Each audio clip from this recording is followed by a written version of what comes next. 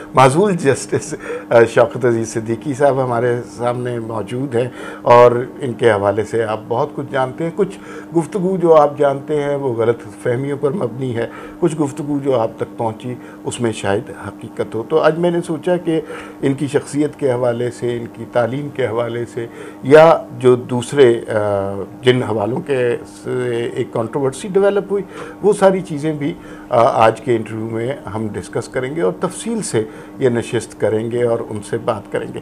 Sir, सबसे पहले तो आपका बहुत शुक्रिया, आप हमारे घर तशरीफ़ लाए। मेरे लिए इससे ज़्यादा इज़्ज़त की बात क्या हो सकती है। अच्छा सर, इब्तदा से गुफ्तगू का आगाज़ करते हैं। थोड़ा सा हमें अपने फैमिली के हवाले से, इब्तदाई तालीम के हवाले से कुछ थोड़ा सा बताएं, क्योंकि ये मेरी बड़ी ख्वाहिश थी कि ये आपका इंटरव्यू पाकिस्तान के किसी बड़े चैनल पर हो, लेकिन शो मी है किस्मत इसे कहते हैं कि वो बड़ा चैनल तो नहीं दिखा सकता, तो आपके बारे में लोग जानना चाहते हैं। तो थोड़ा सा इब्तदाई ज़िंदगी के हवाले से। बिस्मिल्लाहिर्रहमानिर्रहीम। अमार साहब, आपका बहुत बहुत शुक्रिया कि आपने मुझे इनफैक्ट ये इज़्ज़त बख्शी कि मैं यहाँ पे आऊँ, और मेरे लिए एक बहुत बड़ी अट्रैक्शन आपकी ज़ात के अलावा, आपके घर के अलावा आपके वालिद मोहतरम की थी, जिनको हम बचपन से सुनते आ रहे हैं, उनको फॉलो करते आ रहे हैं। और ज़ाहिर है जब आप किसी ऐसे बुज़ुर्ग से मिलते हैं तो आप उस बुज़ुर्ग के जो होते हैं उनकी एज ग्रुप में नहीं जाते, बल्कि वो बुज़ुर्ग आपके उसमें आ जाते हैं। इसलिए बहुत ही अच्छा लगा। आपका मैं शुक्रिया अदा करता हूँ कि आपने मुझे उनसे मुलाकात का मौका फ़राहम किया। मेरा ख़ानदान जी, हम लोग कुरैशी सिद्दीकी हैं और हमारा शजरा नसब बरह रास्त सैयदना अबू बकर सिद्दीक़ रज़ी अल्लाह तआला अन्हु के साथ मिलता है। माशाअल्लाह। आज से कोई 600-700 साल पहले हमारा ख़ानदान जो है वो हजाज से यहाँ पे आया, और बुनियादी तौर पर हमारे ख़ानदान की जो ज़िम्मेदारी थी वो पूरे इलाके में फैल के दीन की तालीम को फैलाना था। फिर उसके बाद आहिस्ता आहिस्ता हमारे ख़ानदान दीन और दुनियावी दोनों तालीमों में माशाल्लाह एक बहुत बड़ा नाम बना हमारा ख़ानदान का। और मेरे दादा जान जो थे वो स्कूल के हेड मास्टर थे। मेरे चचा जान ब्रिगेडियर अनायतुर्रहमान सिद्दीकी, वो मिलिट्री कॉलेज जेलम के कमांडेंट रहे, बर्न हॉल स्कूल के प्रिंसिपल रहे। इसी तरह हमारे ख़ानदान की जो ख़वातीन हैं वो भी इसमें तदरीस के शोबे से वाबस्ता रहीं। और मैं बड़े फ़ख्र से ये बात बताता हूँ कि मेरी वालदा मोहतरमा भी स्कूल टीचर थीं, और वो गांव के जिस हिस्से में रहती थीं उसको उन्होंने स्कूल में कन्वर्ट कर दिया था, क्योंकि वहाँ पे स्कूल की इमारत दस्तयाब नहीं थी। मैंने मैट्रिक किया है जी CB technical high school Tarakabad से, जिसको आप ललकुर्ती कहते हैं, और जो अब सीबी की बजाय वो फेडरल गवर्नमेंट का हो गया है स्कूल। मैंने बीए किया गॉर्डन कॉलेज रावलपिंडी से। सब्जेक्ट्स कौन से थे सर? मेरे बीए में मैंने पॉलिटिकल साइंस, इकोनॉमिक्स, हिस्ट्री वगैरह ये सब्जेक्ट्स थे मेरे। फिर मैंने पंजाब यूनिवर्सिटी में से पहले मैंने एमबीए किया, और फिर मैं अपनी वालदा मोहतरमा के इसरार पर मैंने अपनी एलएलबी की तालीम मुकम्मल की। तो वालदा क्यों इसरार करती थी एलएलबी पे? हमारे ख़ानदान में कोई वकील नहीं था, और 90% जो हमारे ख़ानदान के मर्द और ख़वातीन थीं वो तालीम के शोबे की तरफ ही जाती थीं। और अल्हम्दुलिल्लाह हमारे ख़ानदान ने बहुत बड़े बड़े तालीम को आरास्ता करने वाली शख्सियात पैदा की। तो मैं ख़ुद नहीं वकील बनना चाहता था, मैं आपको ऑनेस्टली ये बता रहा हूँ। तो लेकिन मैंने ज़िंदगी में अपनी वालदा की ख्वाहिश को हमेशा उनके हुक्म का दर्जा दिया। तो इसलिए मैंने कहा जी अगर आप ये चाहती हैं तो ठीक है। मैं वकालत में आ गया, और आप हैरान होंगे कि मैं इब्तदाई 4-5 माह वकालत में इतना शाई था कि अगर मेरा कोई जानने वाला सामने से आ रहा होता तो मैं उसको देखकर छुप जाया करता था कि ये ना देखे कि मैंने ये काला कोट पहना हुआ है और मैं कचहरी में इस तरह घूम फिर रहा हूँ। और अब नौबत यहाँ आ गई है कि अब जो सामने वाला है वो छुप जाता है। लेकिन ये है कि मैंने अपनी वालदा की दुआओं से, अपने वालिद साहब की मोहब्बत से, उनका बड़ा मुझे ताउन था, बड़ी मेहनत की मैंने। और मैं ये पूरी ज़िम्मेदारी के साथ ये बात कह सकता हूँ कि अगर किसी भी दूसरे नामवर वकील साहब ने जो सफ़र 30 साल में तय किया, मैंने वो सफ़र जो है वो 20 साल में तय किया। मैं डिस्ट्रिक्ट बार एसोसिएशन का मैं सेक्रेटरी मुंतखब हुआ। फिर 2010 में मैं 2010 के 11 में Lahore high court bar association Rawalpindi bench का मैं सदर मुंतखब हुआ। और फिर मुझे इफ्तिखार चौधरी साहब ने कहा कि हम तुम्हें एलिवेट करना चाहते हैं। ये 2011 का वाक़या है? जी, ये 2011 की बात है। ये समवेयर इन सितंबर के एंड में 2011 का। तो मैंने उन्हें इनकार कर दिया था। यानी ना आप वकील बनना चाहते थे ना आप जज बनना चाहते थे? नहीं, जब मैं वकील बन गया अपनी वालदा की ख्वाहिश की तकमील में, तो फिर मैं अपने इस चीज़ को छोड़ना नहीं चाहता था, वकालत को। क्योंकि वकालत के शोबे में रह के अल्हम्दुलिल्लाह अल्लाह ताला ने मुझे बहुत ज़्यादा इज़्ज़त दी, अल्लाह ताला ने मुझे नवाजा। मैंने बहुत हाई प्रोफाइल केसेस किए, ऐसे केसेस जिनका लोग ख्वाब देखते हैं। मैंने अटक किले में जाकर भी 1 साल तक केस किया, बाकी मुख्तलिफ़ जगहों पर भी केस किए। बड़ी मेजर केसेस बताएं सर जो आपने किए। मैंने एक तो जनरल ज़हीरुल इस्लाम साहब वाला एक केस थे, जनरल ज़हीरुल इस्लाम अब्बासी साहब वाला केस था जो बगावत के हवाले से था। उसका ट्रायल अटक के किला में हुआ था।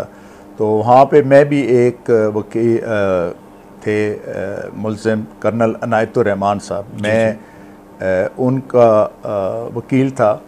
लेकिन उस 1 साल में मुझे ये एक बहुत मेरे साथ एक आप समझ लें कि करम नवाजी हुई कि बहुत बड़े नामी ग्रामी जो अपनी ज़ात में पूरा अदारा थे, ऐसे वकला के साथ काम करने का मौका मिला।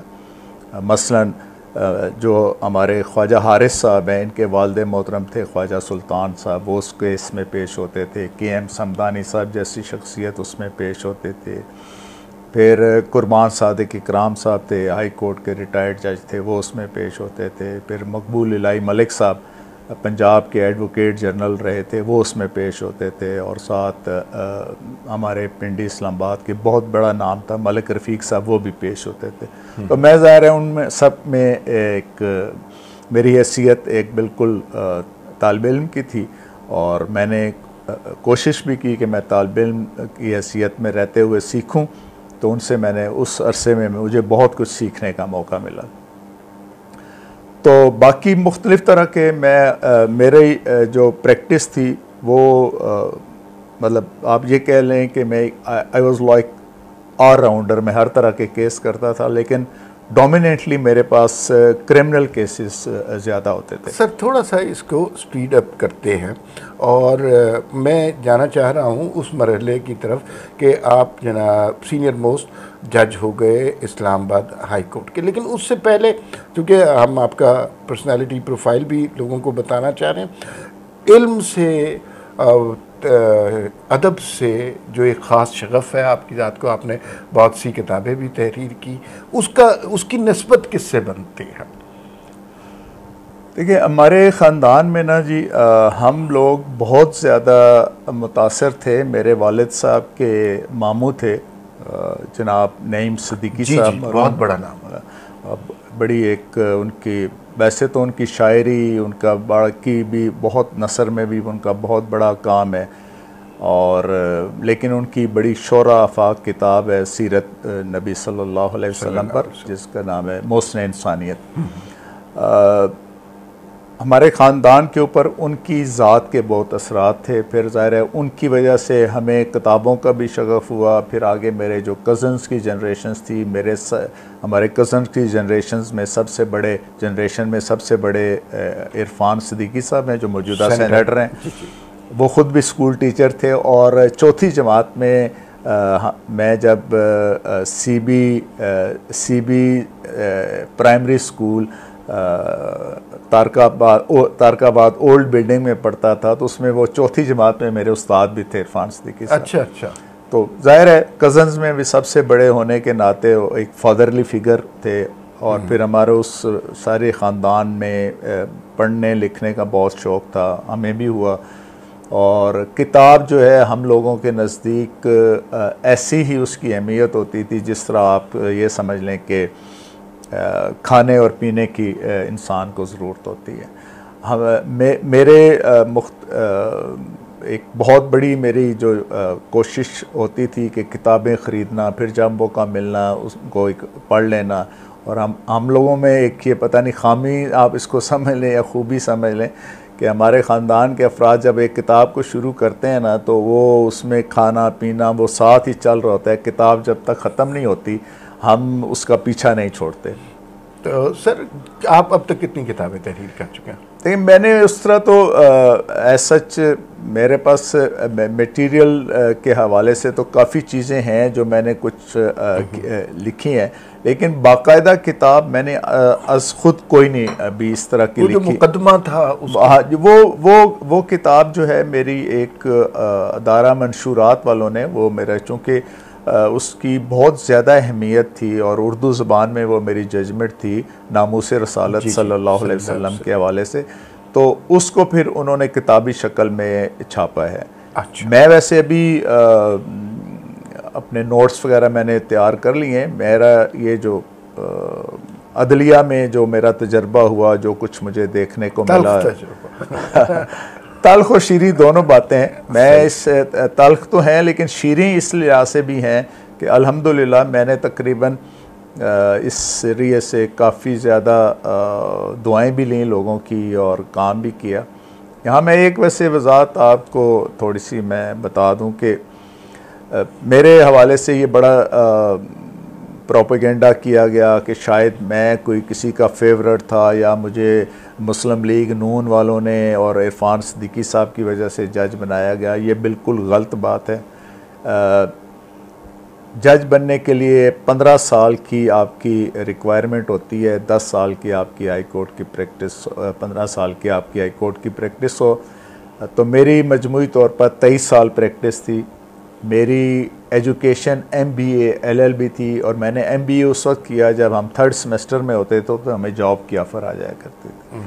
और फिर इंतहाई अहम बात यह है कि मैं जब जज बना उस वक्त पीपल्स पार्टी का दौर था और मोहतरम आसिफ अली जरदारी साहब उस वक्त पाकिस्तान के सदर थे, यूसुफ रज़ा गिलानी साहब पाकिस्तान के प्राइम मिनिस्टर थे और गालिबन बाबर अवान साहब उस वक्त लॉ मिनिस्टर। तो नवाज शरीफ ने कोई रोल नहीं प्ले किया इसमें? नहीं, मेरा देखें नवाज शरीफ साहब का इसमें आप हैरान होंगे कि लोग मुझे ब्रैकेट भी किया जाता है इस तरह कि मेरी आज तक मियाँ नवाज शरीफ साहब से सिर्फ एक मौके पे वो मुलाकात इस तरह हुई, अस्सलाम वालेकुम, वालेकुम सलाम, क्या हाल है। वो जब मियाँ साकिब निसार साहब का बतौर चीफ जस्टिस ऑफ पाकिस्तान हल्फ हो रहा था, तो उसमें बाद में आपको पता ही है प्रोटोकॉल की रिक्वायरमेंट में सदर साहब भी वहाँ पे खड़े होते हैं, प्राइम मिनिस्टर साहब भी खड़े होते हैं और जो चीफ जस्टिस होते हैं वो भी खड़े होते हैं, तो सब लाइन में लग के जाके उनको हाथ मिलाते हैं। इसके अलावा मेरा ना नवाज शरीफ साहब से कभी टेलीफोनिक कोई बात हुई, ना आमने सामने कभी कोई गुफ्तगू हुई, ना कभी कोई इस तरह का कोई मामला हुआ। ये सब एक बदनीति के साथ एक प्रोपेगेंडा किया गया था। और बल्कि आपको मैं यहाँ पे बताता चलूँ कि हम 3 जज बने थे। मैं जनाब नूरुल हक एन कुरैशी साहब सिंध से और एक हमारे भाई थे अजीम आफरीदी साहब, वो KPK से जज बने थे। जब कन्फर्मेशन का वक्त आया 2012 में, तो जुडिशल कमीशन ने सिर्फ मेरा रिकमेंड किया कि इसने कंफर्म होना है। मोहतरम कुरैशी साहब के लिए उन्होंने 6 महीने का मज़ीद वक्त दिया कि इनकी परफॉर्मेंस मज़ीद 6 महीने गेज करनी है, और अजीम आफरीदी साहब का उन्होंने कह दिया था कि इनको कंफर्म नहीं करना। ये वो उस ज़माने की बात है जब जुडिशल कमीशन के फैसले वाजे होते थे, अब तो बड़ा कंफ्यूजन है। अच्छा सर, अब इस पे चलते हैं थोड़ा सा कि आप इस्लामाबाद हाई कोर्ट के सीनियर मोस्ट जज हो गए, और उस वक्त चीफ जस्टिस साहब कौन थे?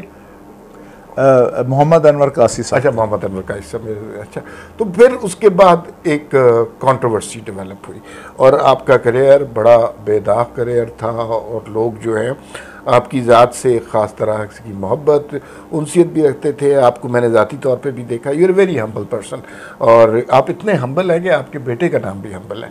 तो वो जो है वो अचानक एक जज साहब ने तकरीर कर दी। वो तकरीर का बड़ी चली लेकिन टीवी पे नहीं चली, तो वो कि उसके पीछे मोटिवेशन क्या थी और किन वजूहात की वजह से आपने कहा, आपने सोचा कि अब फिर ज़ुबान खोलनी चाहिए?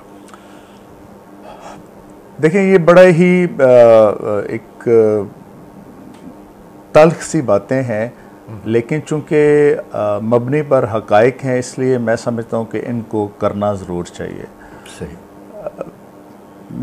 मैं कम से कम मैं अपने हवाले से आपको थोड़ा सा, आपका वक्त शायद थोड़ा सर्फ हो जाए, लेकिन ये हमारा अपना चैनल है, जितनी मर्जी लेकिन ये बड़ी इम्पॉर्टेंट बात है जो मैं आपके साथ शेयर करना चाह रहा हूँ। बहुत सी बातें हैं जो अभी तक लोगों को नहीं पता।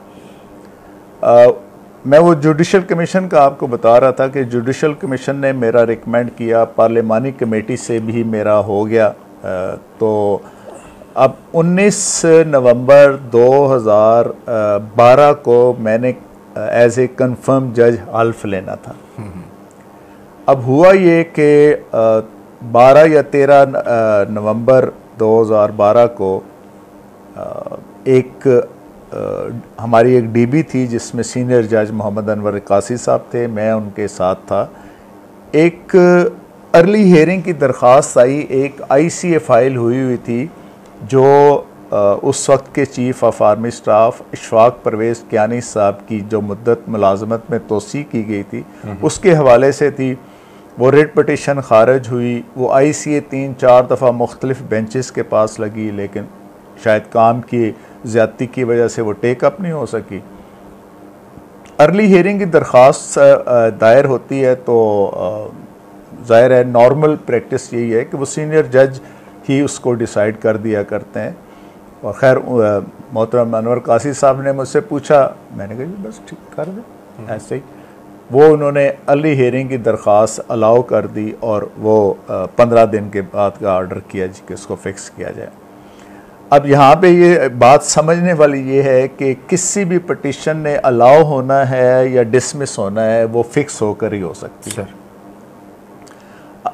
अच्छा हुआ तो फारिग हो के हम आके मैं अपने चैम्बर में आया तो एक हाइप क्रिएट हुई थी उस वक्त मीडिया के ऊपर कि जी के इशफाक परवेज़ कियानी की मुद्दत मुलाजमत में तोसी के ख़िलाफ़ जो है वो अपील समात के लिए मंजूर होगी। अच्छा, मैं अभी अपने चैम्बर में ही था तो मुझे मेरे PS ने कहा जी कि आपको कल आसिफ सईद खोसा साहब ने तलब किया है।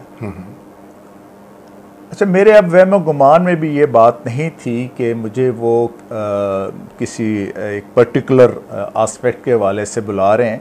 मेरा ये ख्याल था कि अपने तौर पर यह खुशगुमानी मेरी आप कह लें कि मैं ये था कि क्योंकि आसिफ सईद खोसा साहब का अपने बारे में ये एक ज़ोम था कि उनकी अंग्रेज़ी भी बहुत अच्छी है और वो कानून पर भी उनकी दस्तरस्त है, जजमेंट के अलावा हर चीज़ अच्छी है। अच्छा, वो मैं इसी तासर में गया कि शायद मेरे किसी फ़ैसले पे में कोई मैंने लिखने पढ़ने में या कोई अंग्रेज़ी ठीक नहीं लिखी या कोई कानून की इंटरप्रिटेशन सही नहीं की, तो वो मुझे काउंसलिंग के लिए बुला रहे हैं।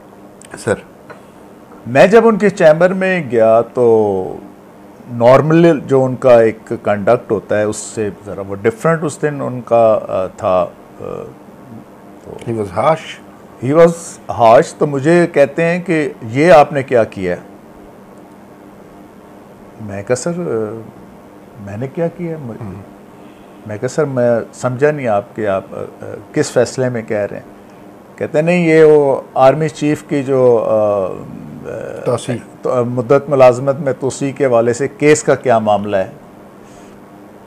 मैं कहा सर अर्ली हियरिंग की दरख्वास्त आई है, अर्ली हियरिंग की दरख्वास्त अलाउ हुई है और सीनियर जज उसमें मोहतरम अनवर कासी साहब हैं और मैं उनके साथ रह रहे। और अभी तो उन्होंने बड़ा मुझे मतलब बाकायदा नाराज़गी का इजहार किया और मुझे कहते हैं कि आप तो मुल्क में मार्शल लॉ लगवाने लगे थे। मैं एकदम हैरान, मैं कि सर मार्शल लॉ, और मैं कहते यस, ये हमने अपने ज़ाती ताल्लुकात इस्तेमाल करके इस मार्शल लॉ को रोका है और they are very furious about you और तुम you must mend your ways this and that. अच्छा, मेरे लिए देखें, मैं कभी भी ये नहीं था कि मेरी नौकरी जो है वो मेरी मजबूरी है, और जज की तो नौकरी वैसे भी मैं नहीं समझता कि उसको अपने आप को नौकर समझना चाहिए सरकार का। तो मैंने उन्हें कहा, मैं कहा सर एक मिनट, मैंने बहावल लॉयर्स मूवमेंट में मैंने बहावलपुर जेल में 18 दिन गुजारे। मैंने बेशुमार, मैंने और मेरे ख़ानदान ने कुर्बानियाँ दी, पूरे पाकिस्तान के वकला ने कुर्बानियाँ दी। हमने अदालतों के बाइकाट किए, हमने अपने मुआशी कत्ल किए, हमने तरह तरह के थ्रेट्स बर्दाश्त किए।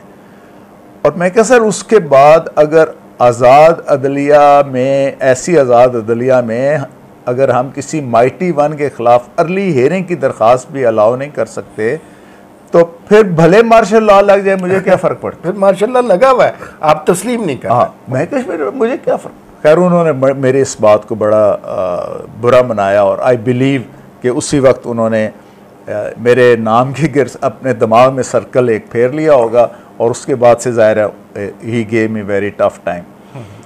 अच्छा, उसका नतीजा क्या हुआ? आप बैड बुक्स में आ गए। हाँ, उसका नतीजा अब क्या हुआ? उसका नतीजा ये हुआ कि ऐवान सदर में, ज़ाहिर है आप कोई माने ना माने, लेकिन ये इसी तरह की बात है जिस तरह ये बाहर सूरज निकला हुआ है कि मोहतरम आसिफ अली जरदारी साहब का और जनाब इशफाक परवेज़ कियानी साहब के आपस में बड़े अच्छे तल्लुकात। सही। मेरा नोटिफिकेशन कन्फर्मेशन का रुक गया जी। मैं 19 नवंबर 2012 को गाड़ी शाड़ी सब कुछ जितने भी मुझे उस वक्त तक हाई कोर्ट की तरफ से वो चीज़ें मिली हुई थी छोड़कर मैं घर चला गया, मुलाजमीन को वहाँ से भिजवा दिया और मैं घर बैठ गया। मैं अगले दिन बार में जाना चाह रहा था तो उस वक्त चीफ जस्टिस इफ्तिखार चौधरी साहब ने कहा कि आप आराम से, मुझे कहते हैं तुम आराम से घर में बैठ जाओ, ये कोई और इशू है। आप हैरान होंगे इस बात के ऊपर कि मेरा जो नोटिफिकेशन 19 नवंबर 2012 को होना था वो जाके हुआ 15 जनवरी 2013 को। अच्छा। और मैंने फिर कंफर्म जज का ओथ उठाया 16 जनवरी 2013 को। अच्छा, it took them 1 year, more than almost 2 months. मतलब ये एक एस्पेक्ट। दूसरा फिर एक एपिसोड में और भी आपको सुनाना चाहूँगा और बड़ी दिलचस्पी का होगा शायद हमारे नाजरीन और सामीन के लिए भी। जनरल परवेज़ मुशर्रफ साहब की ज़मानत कबल अज़ गिरफ़्तारी की दरख्वास्त जो है वो दायर होती है हमारी हाई कोर्ट में, और नॉर्मली होता यही है कि जो एक दिन पहले आपके पास फाइल्स वगैरह आ जाती हैं तो लेकिन वो कोई फ़ाइल नहीं थी। अगले दिन मैं अपनी कोर्ट में केसेस सुन रहा था तो वो उनकी आ गई कि जी ये बेल पिटीशन मुशर्रफ साहब की है। मैंने कहा जी ठीक है, बुलाएं। वो आए और मैंने उनके वकील साहब से कहा कि आप को बेहतर यही था कि आप सेशन कोर्ट में जाएं, तो लेकिन उन्होंने इसरार किया नहीं जी हम हाई कोर्ट, जो कि हमारे क्लाइंट का एक स्ट्रेचर है, फलां है और वहाँ वकला से ख़तरा है। खैर मैंने उनकी बेल जो है इंटरम बेल उनको दी जब नेक्स्ट डेट थी, गालबन 13 जुलाई 2013 थी या 12 जुलाई थी, कोई इसके करीब। तो मैंने उनकी बेल खारिज कर दी, जनरल मुशर्रफ की। तो और इतनी सहूलत से कर दी। तो वो खैर पूरे तकाज़े पूरे करने के बाद ज़ाहिर पूरी उन्होंने समाअत की। जनरल साहब ख़ुद भी वहाँ पर मौजूद थे। तो वो हुआ ये जी कि एक पुलिस वाला वो पूरा एक प्लान के साथ किया हुआ था। उस दिन कोई एक ASI और एक कांस्टेबल को भेजा गया और कोई 250-300 फौजी कमांडोज थे जो इस्लामाबाद को हाई कोर्ट में आए हुए थे। अब बेल पिटिशन डिसमिस करना एक एस्पेक्ट था, साथ उनकी अरेस्ट का ऑर्डर करना ये एक सेकंड एस्पेक्ट था। अब लोगों को कानून के वो नहीं पता होता, तो फिर वैसे तबसरे करते हैं जी कि वो जी जज साहब को क्या ज़रूरत थी अरेस्ट का ऑर्डर करने की। वो मैं आपकी वसादत से ये थोड़ी सी वजाहत कर दूँ। देखिए उस वक्त परवेज़ मुशर्रफ साहब जो इस्लामाबाद हाई कोर्ट की मातहत अदलिया से मफरूर थे और उनके परपेचुअल वारंट ऑफ अरेस्ट जो है वो जारी थे, इन फील्ड थे। अब किसी भी इश्तहारी मुल्ज़म के हवाले से कानून हमारा ये कहता है कि अगर वो किसी गांव में मौजूद है तो उस गांव में अगर कोई सरकारी मुलाजिम है, चाहे वो डाकिया है, स्कूल टीचर है, या उसके बाद की जो एक कैटेगरी आती है नंबरदार की, वो है, उनकी ये ड्यूटी बनती है कि उसकी निशानदेही करके उसको अरेस्ट करवाएं। अब जाहिर है मेरी सबॉर्डिनेट कोर्ट से एक बंदा इश्तहारी है तो उसकी अरेस्ट को ऑर्डर करना मेरी जिम्मेदारी में था, इसलिए मैंने वो अरेस्ट किया। और वो उस पुलिस वाले को दाद देनी चाहिए कि SI को, उसने उसको हाथ से पकड़ भी लिया, लेकिन जो ही वो कोर्ट के दरवाजे से बाहर निकले तो वो खैर छुड़ा के ले गए उनको। लेकिन वो उसी ऑर्डर की वजह से फिर उनके घर जो था चक शहजाद वाला, उसको सब जेल करार दिया गया और फिर वो वहाँ पर एक मतलब जुडिशल रिमांड पर वो वहाँ पे खुद साख्ता, हाँ जी खुद साख्ता जुडिशल रिमांड। ये आपका रिकॉर्ड है सर। नहीं, इसमें एक इसमें छोटा सा वो ये बहुत इम्पोर्टेंट बात मैं आपको बताने लगा। अगले दिन हमारा ना वो कॉन्फ्रेंस थी, लॉ कॉन्फ्रेंस थी। इफ्तिखार चौधरी साहब रेगुलरली हर साल लॉ कॉन्फ्रेंस किया करते थे और वो डिनर से शुरू होती थी, फ्राइडे को डिनर से। अब मैं, हमारे उस वक्त चीफ जस्टिस इकबाल हमीदुर्रहमान साहब थे, बाकी जज साहिबान थे, मैं भी उनके साथ था। तो हम सीढ़ियाँ चढ़ रहे थे तो साकिब निसार साहब पूछते हैं उनसे, इकबाल हमीदुर्रहमान साहब से, कि वो जी ये शौकत सिद्दीकी कौन है आपका? तो हमारे चीफ साहब ने बताया सर ये पीछे आ रहे हैं। खैर इतनी देर हम वो पिंडाल के उसमें पहुंच गए तो वो साकिब निसार ने मुझे इस अंदाज में मुखातब किया, ओए क्यों सबकी नौकरियों के पीछे पड़ गए हो, आराम से चलो ना। मैं जाहिर है मैं भी अपने आप को थोड़ा सा ब्लंट ही समझता हूँ। तो और मैंने कहा सर 63-64 साल से नौकरियों की फ़िक्र कर रहे हैं ना, कोई पाकिस्तान की भी फ़िक्र कर रहे हैं। खैर उन्होंने भी आसफ सईद खोसा साहब की तरह उन्होंने भी मेरे नाम की गिर्द उस वक्त से दायरा लगा लिया और सिंस दैट डे वो मेरे पीछे पड़ गए थे, साकिब निसार साहब भी और आसफ सईद खोसा साहब। सर इस पे मज़ीद आपसे गुफ्तगू जारी रहेगी। एक आपकी गुफ्तगू में एक बड़ा दिलचस्प वाक़या है जिसकी शायद आपको ख़ुद नहीं पता चला, वो ये है कि आपकी नवाज शरीफ साहब से एक ही दफ़ा मुलाकात हुई और वो भी हाथ मिलाने तक महदूद थी। और ये मुलाकात बड़े तारीख़ी मौके पे हुई जब साकिब निसार साहब का हलफ हो रहा था। क्या तारीख़ी मौका था। अब थोड़ा सा हम बात मज़ीद करेंगे जो हमारा जो कंट्रोवर्शियल स्पीच हुई और उसमें जो बातें आपने की, उसके बाद आपकी ज़ात पर, आपके ख़ानदान पर जो अताब आया, उसके हवाले से मैं चाहता हूं कि अब हम तफसीली बात करें, लेकिन ज़रा सा एक ब्रेक लेनी पड़ेगी हमें। जी नाज़रीन, हमने ये जो इंटरव्यू बड़ा खूबसूरत चल रहा था, बड़ी अच्छी गुफ्तगू हो रही थी, इसके दरमियान छोटा सा वक्फ़ा किया और हज़रत इमरान ख़ान की रवायत पे कायम रहते हुए हमने इंतहाई सादा सा एक कप चाय शौकत सिद्दीकी साहब को पिलाई है। और उसके बाद ताज़ा दम होके अब हम ज़रा उन सवालात की तरफ आते हैं जो बड़े कंट्रोवर्शियल सवालात हमारी हिस्ट्री में कंसिडर होते हैं। सर, आपने 2018 में एक तकरीर की जो बड़ा कंट्रोवर्शियल हो गई, वो तकरीर कहाँ हुई, उसके पीछे मुहर्रिकात क्या थे और क्यों आपको अपनी आवाज़ इस तरह इतने तल्ख लहजे में बुलंद करना पड़ी? असल में ये मामला जो है जी, ये शुरू होता है 2017 में, जब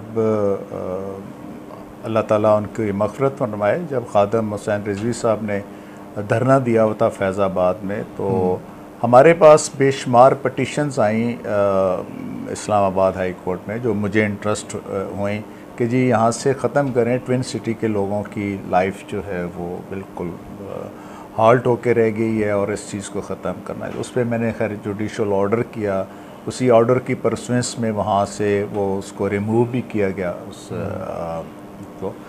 और इन द मीन टाइम वो जो एक एग्रीमेंट था, जो एक तरफ वफाकी हुकूमत फ़रीक थी, एक तरफ तहरीक लब्बैक पाकिस्तान की क़यादत फ़रीक थी और सालिस बीच में पाकिस्तान की असल हुकूमत।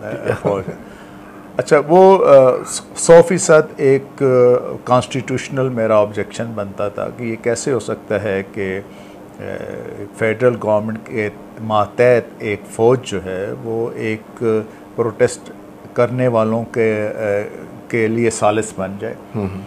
उस पर जब मैंने कुछ सवालात उठाए तो वहाँ से असल में चीज़ें जो हैं वो कुछ ज़्यादा पहले से थी, कुछ ज़्यादा स्पीड अप होना शुरू हो गई, जहाँ पर उन्होंने मुझे टारगेट करना शुरू कर दिया। और उन्होंने से मुराद साफ सी बात, मैं तो कुल्ली सी बात करता हूँ, जहाँ पे ISI वालों ने अपने आप को बरहना होकर मेरे साथ वो करने की कोशिश की। अच्छा भाई, ये इत्तफाक है कि उसी वक्त 3-4 चीज़ें इकट्ठी हो गई। एक, मैंने जर्नल ऑर्डर किया हुआ था कि इस्लामाबाद से सारी इंक्रोचमेंट्स ख़त्म की जाएं, चाहे वो सरकारी इदारों ने की हुई है या प्राइवेट लोगों ने की हुई है। और आप इस चीज़ के गवाह होंगे कि इस्लामाबाद से अल्हम्दुलिल्लाह बेशुमार इंक्रोचमेंट ख़त्म। अच्छा, अब आ गया ISI हेडक्वार्टर्स की जो अपारा रोड जो इन्होंने ऑक्यूपाई की हुई थी, उसके हवाले से उसमें उन्होंने बड़ा मुझे कहा जी ऑर्डर वापस लें, ये करें वो करें, मुझे दबाव डालना शुरू किया। मैं कहा जी नहीं, मैं तो अपना ऑर्डर वापस नहीं लूँगा, एग्जीक्यूट कराऊँगा। आपको अगर इस ऑर्डर से कोई मसला है, आप सुप्रीम कोर्ट चले जाए। वो सुप्रीम कोर्ट चले गए और सुप्रीम कोर्ट ने बस, अब ज़ाहिर है उस ऑर्डर को कि ये इंक्रोचमेंट्स ना ख़त्म करें, सुप्रीम कोर्ट ये कर नहीं सकती थी। बावजूद इसके कि वो बेंच जो है साकिब निसार साहब बैठ कर रहे थे, उन्होंने कहा ठीक है जी, ये तो हमने भी चूँकि ऑर्डर किया हुआ है, आपको ये खाली करनी पड़ेगी, हम ये आपको टाइम दे देते हैं ज़्यादा। उन्होंने टाइम दे दी। फिर साथ एक बहुत डेलिकेट क्वेश्चन अराइज़ हो गया इस्लामाबाद हाई कोर्ट में मेरे पास पटिशन्स की सूरत में। वो ये था कि ये जो आर्मी से जो कैप्टन और मेजर के ओहदे के लोग जो सिविल सर्विसेज में आते हैं, और उसमें भी सिर्फ 3 ग्रुप्स के लिए वो ऑप्ट करते हैं, DMG, पुलिस और फॉरेन सर्विस, ये किस कानून के तहत आते हैं? अब इस पे भी उनको बहुत ज़्यादा वो तकलीफ़ थी। अब इससे जब ये 2 एपिसोड हुए, फैज़ाबाद धरना वाला, ये यहाँ से इंक्रोचमेंट्स ख़त्म करने वाला, और फिर ये CSS का जो टॉपर है उसके ऊपर भी ये लोग आके उनको बिठाया जाता था, तो वो पाइल अप हो गई चीज़ें। तो उन्होंने मेरे दोनों बच्चों पे अटेम्प्ट की। मैं बहुत सी चीज़ें ऐसी हैं जो मैं अपने सीने में रखना चाह रहा था, लेकिन अभी नहीं सर, आप बात कीजिए। आज मेरे दोनों बच्चों पर अटेम्प्ट्स हुए। मेरी बेटी उस वक्त बैरिया यूनिवर्सिटी में जाती थी, उसको किडनैप करने की भी कोशिश की गई। मैंने ये बात आज से पहले किसी जगह रिकॉर्ड पे नहीं की। हमारा घर भी ज़ाहिर है एक बड़ी वल्नरेबल उसमें था, मेरे पूरी फैमिली, सारा कुछ, और मेरी अपनी लाइफ भी ज़ाहिर थी, क्योंकि मैं वैसे भी कोई ये प्रोटोकॉल ये वो, मैं तो एस्कॉर्ट की गाड़ी भी जो है वो वापस भिजवा दी हुई थी। और मैं जब इस्लामाबाद से अपने गांव जाता था तो अपनी प्राइवेट गाड़ी में ख़ुद गाड़ी चला के मैं चला जाता था। मैं अपनी हवाले से हमेशा अल्लाह ताला को।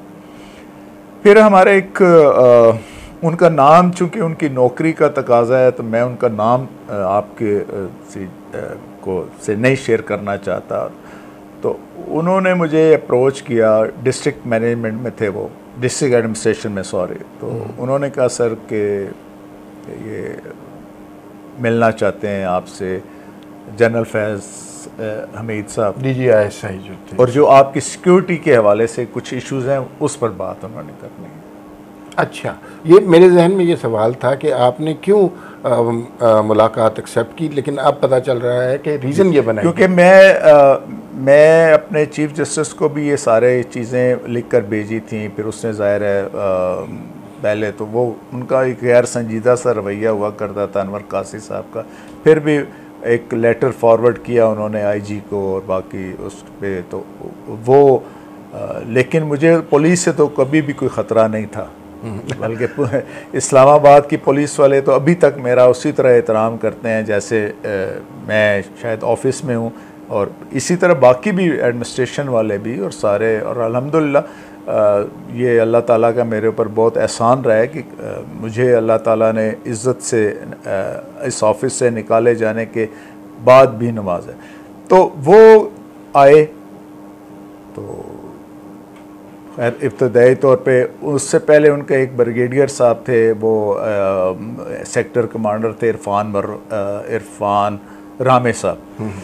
तो वो आए थे, तो उन्होंने बाकायदा, मैं उम्रा करके वापस आया था, मेरे मेहमानों की मौजूदगी में उन्होंने थोड़ी सी बदतमीज़ी की थी। और मैंने उन्हें ये वहाँ भी कहा था कि मैं अगर चाहूँ तो यहाँ से सीधा मैं आपको अडयाला जेल भिजवा सकता हूँ, लेकिन मैं ये नहीं कर रहा।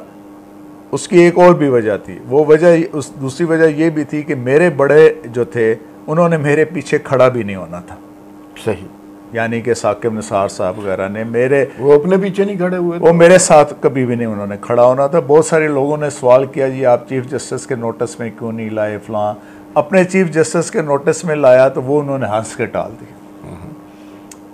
अब जाहिर है जिस पे जो बीत रही होती है वही उसकी कैफियत को समझ सकता है। वो आए, इब्तदाई तौर पर पहले उन्होंने अपने उस ब्रिगेडियर के रवैये की माजरत की और फिर साथ फैज़ हमीद साहब की बात, फैज़ हमीद साहब। अच्छा, किस तरह आए, मतलब ऐसे प्रोटोकॉल के साथ नहीं, आए नहीं, या नहीं, सिविल का? नहीं, वो आए वही जो मेरे एक डिस्ट्रिक्ट एडमिनिस्ट्रेशन के एक साहब थे उनकी गाड़ी में आए, विदाउट प्रोटोकॉल आए। पीछे कहीं खड़े हों उनके लोग तो मैं कुछ कह नहीं सकता।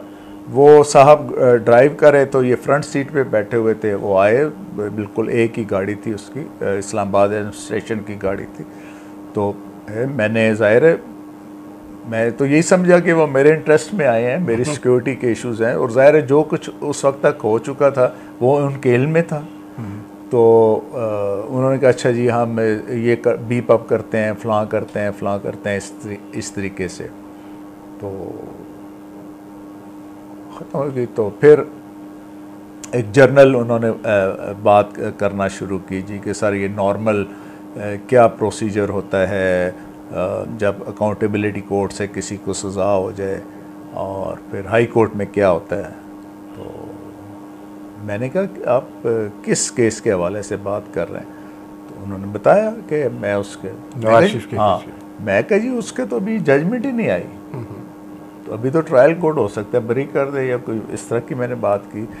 तो कहते नहीं सर नहीं, वो तो तय हो चुका है, वो तो सज़ा तो उनको होनी है, सिर्फ क्वांटम का इशू है।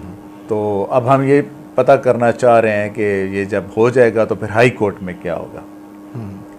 अच्छा, यहाँ पे मैं ये आपको बात बताऊं कि जो ही पानामा से related cases Islamabad high court में पटिशन्स वगैरह आना शुरू हुई ना, तो ऑल ऑफ ए सडन मुझे डिवीजन बेंच से हटा दिया गया, अलहदा कर दिया गया। अब ये शायद किसी पाकिस्तान की किसी हाई कोर्ट में ये होता हो, या शायद इंडिया की भी किसी हाई कोर्ट में शायद ही ऐसा होता हो कि चीफ जस्टिस खुद भी DB में नहीं बैठ रहा और सीनियर प्यूनी जज भी नहीं DB कर रहा। सीनियर प्यूनी जज is always a chief justice in making, हम ये कहते हैं उसकी। अच्छा, मुझे और कोई वजह भी नहीं, मेरा सारे केसेस मैं कर रहा हूँ, नैब के केसेस मैं डिसाइड कर रहा हूँ, मर्डर रेफरेंसेस मैं डिसाइड कर रहा हूँ, जो ICA में मैं डिसाइड कर रहा हूँ, मेरे साथ मुख्तलिफ मेरे साथी जजेस होते थे।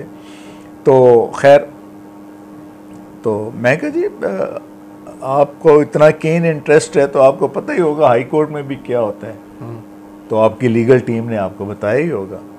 तो वो कहते हैं नहीं वो ठीक है, लेकिन वो भी फिर मुझे कहते हैं कि अच्छा सर ये बताएं अगर ये आपके पास अगर ये केस आता है अपील में तो आप क्या करेंगे? फैज़ हमीद साहब ने कहा। तो मैंने कहा जी मैं इस सवाल का जवाब तो आपको बाद में दूंगा, पहले आप ये बताएं कि आपने मुझे बेंच से हटवाया क्यों? ठीक, डिवीजन बेंच से मुझे आप लोगों ने हटवाया क्यों? अब उन्होंने डिनाई नहीं किया। अच्छा, वो कहते हैं जी कि बात यह सर जो हमारी लीगल टीम है नैब की और बाकी सारा, तो उनका ये ख्याल है कि इस्लामाबाद हाई कोर्ट में क्रिमिनल काम को समझने वाले और थोड़े से प्रो डिफेंस जज जो हैं वो शौकत अजीज़ सिद्दीकी साहब हैं, वो किसी की सुनते भी नहीं हैं, तो इसलिए उनके पास केसेस नहीं जाने चाहिए। ओके। तो फिर कहते हैं हमने आपके बड़ों से बात की, दे मेड श्योर कि आपको उसमें से निकाला जाए। ही वॉज वेरी फ्रैंक, बड़ा मतलब मैं उनकी अदालत की कौन सा बेंच बनना है ये उन्होंने सपोजिटली साकिब निसार साहब से बात की और वो अपनी मर्जी के बेंच बनवाते रहे अपनी मर्जी के फैसलों के लिए। मेरा ख्याल ये है कि उन्होंने साकिब साहब से बात की और फिर साकिब साहब ने हमारे चीफ जस्टिस से बात की, हालांकि उस वक्त हमारे चीफ जस्टिस छुट्टियों पे थे वो अपना कोयटा में, और नॉर्मल होता यही है कि जब एक जज साहब छुट्टियों पर हों तो सारा काम जो है सीनियर जज जो है वही करता है, केसेस की मार्किंग वगैरह, लेकिन हम बाकी सारा काम हम यहाँ पे करते थे, तो केसेस की मार्किंग कोयटा से होती थी। सही। अच्छा, खैर वो तो how long that meeting lasted? मेरा ख्याल है कोई फर्स्ट मीटिंग जो थी वो 30-35 मिनट्स की थी, और फिर उसके 3-4 दिन बाद वो दोबारा भी आए थे, एक दफ़ा 2 दफ़ा मेरे घर पर तशरीफ़ लाए थे। तो खैर मैंने उन्हें ये कहा जी कि देखें बात यह है कि किसी की दुनिया बनाने या बिगाड़ने के लिए मैं अपनी आकबत नहीं ख़राब कर सकता। मैंने उनको ये कहा जी कि ये मेरे पास एक केस ही नहीं है, उसको डिस्कस करना ही मुनासिब नहीं है, लेकिन फिर भी मैं आपको ये बात बता देता हूँ कि अगर ये केस मेरे पास आता है और मुझे महसूस होता है कि इसमें एक्यूज़ को सज़ा एविडेंस की रिक्वायरमेंट से कम मिली है और उसका ऑफेंस बढ़ा है, तो आई हैव द करेज कि मैं नोटिस भी दे दूँ इन्हांसमेंट का। लेकिन बात अगर अदरवाइज़ है तो किसी को खुश करने के लिए या किसी की दुनिया बिगाड़ने के लिए मैं ये काम नहीं करूँगा, मैं अपने ज़मीर के मुताबिक ही फैसला। आपने सर ये सवाल नहीं किया कि आप DGI हैं जो कि हुकूमत पाकिस्तान के एक इदारे का एक मातहत इदारा है, वज़ीर आज़म के अंडर है, उसको क्या इंटरेस्ट है नवाज शरीफ के? अच्छा, मैं वो उस तरह जब मैंने उससे ये बात की कि जी कि मैं तो ज़ाहिर है 100% मेरिट पे फैसला करूँगा, इस पे फिर उसने वो बड़ा तारीखी जुमला कहा था, तो सर इस तरह तो हमारी 2 साल की मेहनत ज़ाया चली। हाँ, तो मैंने फिर उनको कहा था आपने बड़ी गलत मेहनत की है, ये आपका काम नहीं है। सही, ठीक है। मैं कहा पाकिस्तान के साथ इस तरह मत करें, ये पता नहीं इसके बड़े नताइज, ख़तरनाक नताइज निकलेंगे और ये आपका काम नहीं है। अच्छा सर, जब आपने ये जुमला कहा और यकीनन कहा होगा, आपको ये अंदाज़ा था कि इसके आपकी ज़ात पे क्या नताइज होंगे? मुझे अंदाज़ा असल में होना शुरू हो गया था। देखिए मैं फ्रैंकली स्पीकिंग एक आम आवाम में ये तासुर है कि मुझे फ़ौज वालों ने निकलवाया है, ठीक है, लेकिन मैं हकीकत ये बताता हूँ आपको कि मेरे केस के अलावा जितने भी केस इस तरह के हुए जिसमें कोई हाई प्रोफाइल केसेस हुए या सारा सिलसिला, तो इसमें कोई शक नहीं है कि फ़ौज ने अदलिया का कंधा इस्तेमाल किया। सही। लेकिन मेरे केस में अदलिया ने फ़ौज का कंधा इस्तेमाल किया।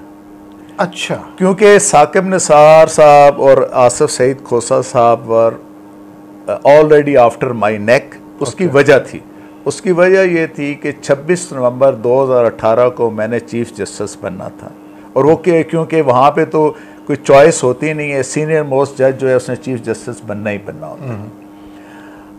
अब यहाँ पे अब दो चीज़ें थी कि एक साकिब निसार साहब अपने एक शागिर्द को यहाँ पे लेके आए थे एज जज, मैं उनका नाम भी ले लेता हूँ, आमिर फारूक साहब जी को। जी। और साकिब निसार साहब इस तरह के बंदे हैं कि वो कपड़ा परवरी करने में, अपने दोस्तों को oblige करने में, आउट ऑफ द वे जाने में अपनी एक शोहरत रखते हैं, डैम फंड इकट्ठा करने में। अब उन्होंने जहन में एक टारगेट रखा कि यार मेरी रिटायरमेंट से पहले पहले मैं अपने इस शागिर्द को कम से कम सीनियर प्यूनी जज तो बनवा कर जाऊँ ना, अगर मैं चीफ जस्टिस नहीं बनवा सकता। अब इसलिए उन्होंने मुझे ये 21 जुलाई 2018 वाली मैं तकरीर ना भी करता ना, तो मैंने 26 नवंबर 2018 से एक माह पहले मैंने मुझे माजूल करना ही करना था उन्होंने। ओके, ठीक है।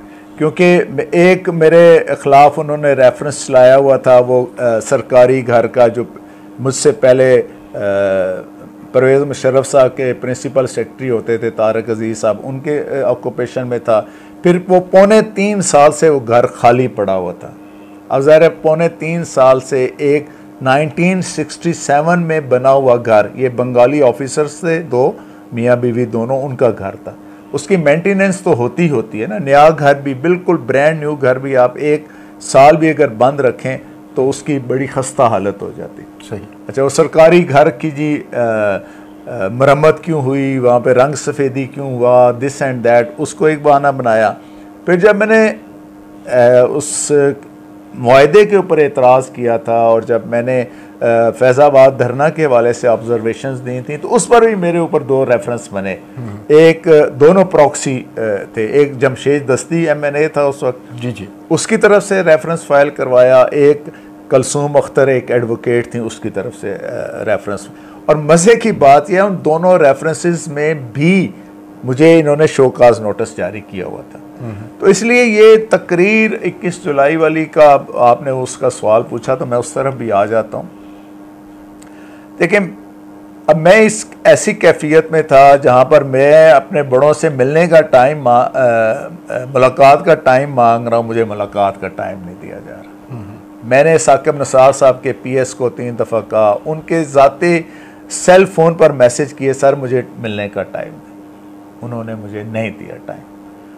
इसी तरह मेरे ज़ाहिर है वो तो बेचारे, हकीकत है हमारे जो चीफ जस्टिस साहब थे मोहम्मद अनवर कासी साहब, वो तो ना हियों में थे ना शियों में थे, वो तो बस अपनी नौकरी की तकमील करके तमाम तर मराहत लेकर जाना चाहते थे, और इसलिए वो तो अब मेरे लिए ये बड़ा एक आजमाइश का, एक तरफ ये था जी कि मैं अपनी नौकरी बचाऊं, चीफ जस्टिस बन जाऊं, और अभी हो सकता है मैं सुप्रीम कोर्ट, आज मैं सुप्रीम कोर्ट बैठा हुआ होता। दूसरी तरफ ये था कि यार मैं हक की गवाही दे जाऊं, उसके नताइज क्या होते हैं इसकी परवाह किए बगैर।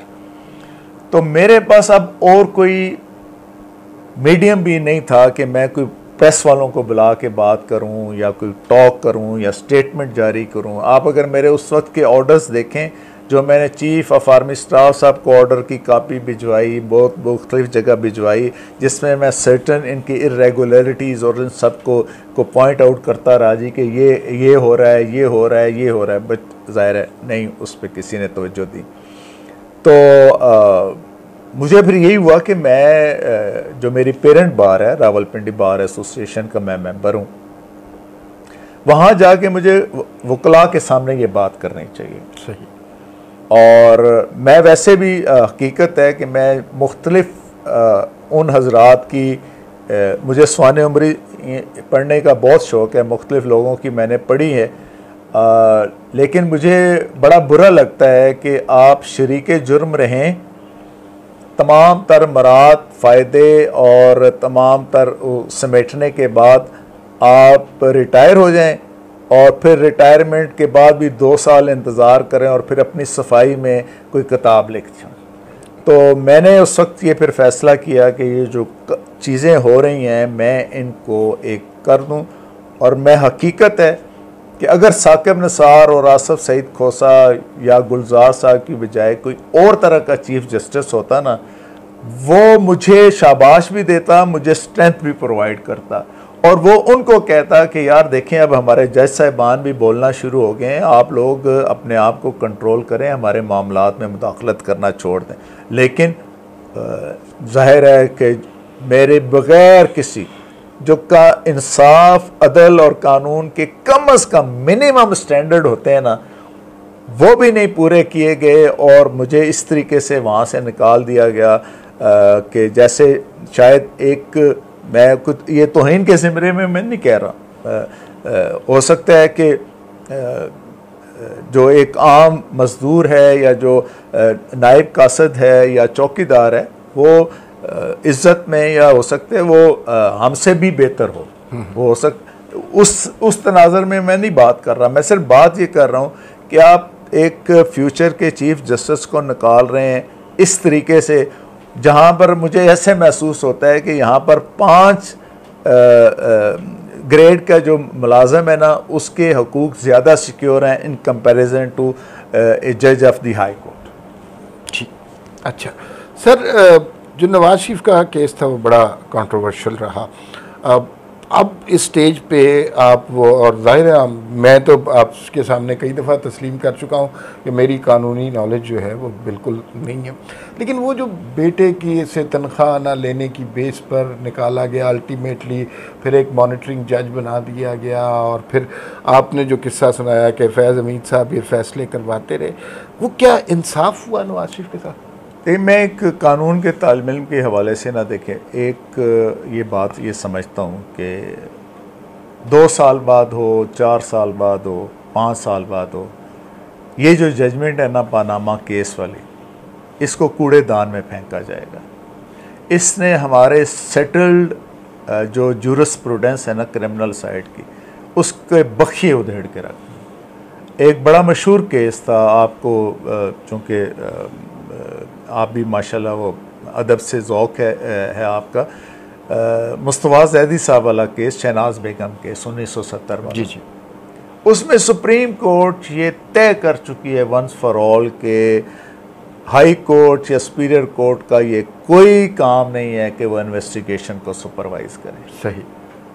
अब मैं सिर्फ लीगल एस्पेक्ट से ये आपके सामने ये बात रख रहा हूँ कि तमाम जो लीगल प्रेसिडेंट्स हैं इससे पहले पाकिस्तान की, इंडिया की या जहाँ पर भी बाकी इस तरीके से एक निज़ाम चल रहा है कानून का, वहाँ पर इस तरह की कोई मिसाल नहीं मिलती। और ये मैं समझता हूँ कि ये सिर्फ नवाज शरीफ साहब के साथ ज़्यादती तो शायद एक आस्पेक्ट है ना, लेकिन ये पूरे मुल्क के साथ इस तरह की जजमेंट देकर इस तरह का कानून बना के इन्होंने क्रिमिनल साइड के कानून की ऐसी की तैसी फेर के रख दी। 2 मुख्तसर से सवाल।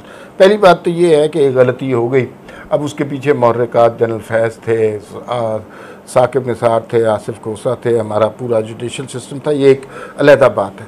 क्या उस गलती को, जो कि आजकल हम सुन भी रहे हैं कि वो नाअहली ख़त्म हो जाएगी और वो सारा कुछ के आपने भी फरमाया कि वो तारीख़ के कूड़ेदान में चला जाएगा, उसको रिवर्स करने का क्या तरीका है? देखिए, रिवर्स तो हमारे उसमें बड़ा ही क्या आसान है।